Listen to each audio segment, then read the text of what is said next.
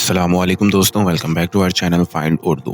Composition composition का मतलब है तरकीब या बनावट।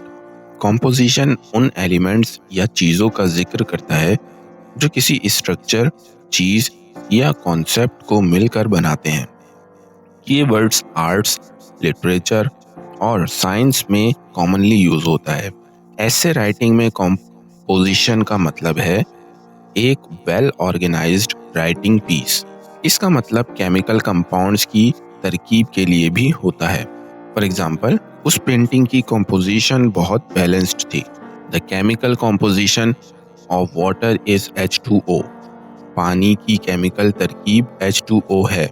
कॉम्पोजिशन का मतलब है तरकीब या बनावट जो किसी चीज को मिलकर बनाती है। उम्मीद है अब आपको कॉम्पोजिशन का मतलब समझ में आ गया होगा। मिलते हैं नेक्स्ट वीडियो में। शुक्रिया।